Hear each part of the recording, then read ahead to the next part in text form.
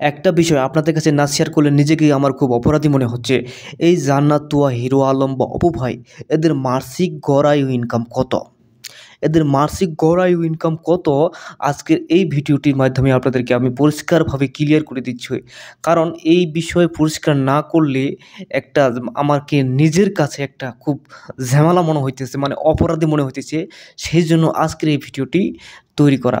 চ্যানেলটি সাবস্ক্রাইব করে সম্পূর্ণ ভিডিওটি অবশ্যই কন্টিনিউ করবেন, যে তাদের গড় আয় ও মাসিক ইনকাম কত হতে পারে।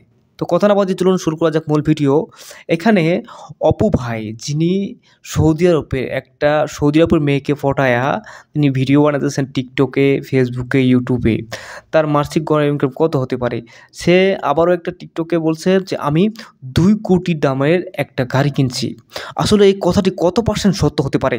2 কোটি টাকা আপনি কি মনে করেন? যে ছেলেটা নাপিতে বা সেলুনের কাজ করতো, একটা ইলেকট্রিক দোকানে কাজ করতো, একটা মোবাইল সার্ভিসিং দোকানে কাজ করতো, সে নাকি সৌদি আরবে যায় 2 কোটি টাকা দামের একটা গাড়ি কিনছে এবং সে গাড়িতে তার গার্লফ্রেন্ডকে লয়ে ঘুরতাছে।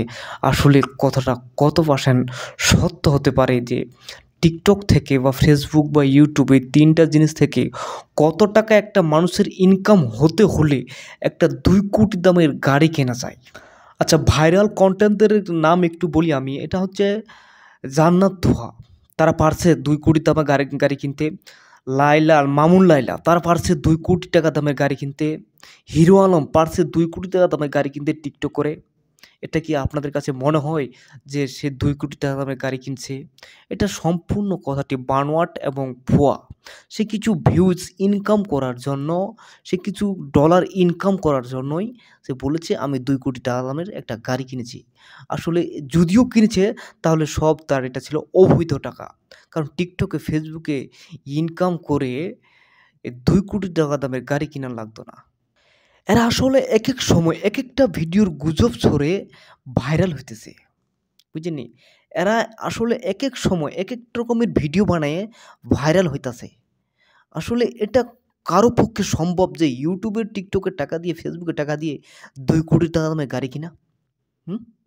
আমরা এদের ভিডিওগুলো একটু এড়িয়ে চলবো, এদের কথাগুলো একটু এড়িয়ে চলবো, যেন এরকম এরা আমাদেরকে, আমরা যে এই টাকা দিয়ে এমবি ভইরা এদের গুজবের কথাগুলো শুনতাছি, আচ্ছা আমরা কি কখনো কোনো সময় ভেবে দেখেছি যে এরার বানোয়াটের গুজবের কথাগুলো দেইখা আমাদের কি? সম্মানিত দর্শক মণ্ডলী, আপনাদেরকে আমি আবারও বলতেছি, আমরা এদের ভিডিওগুলো একটু এড়িয়ে চলি।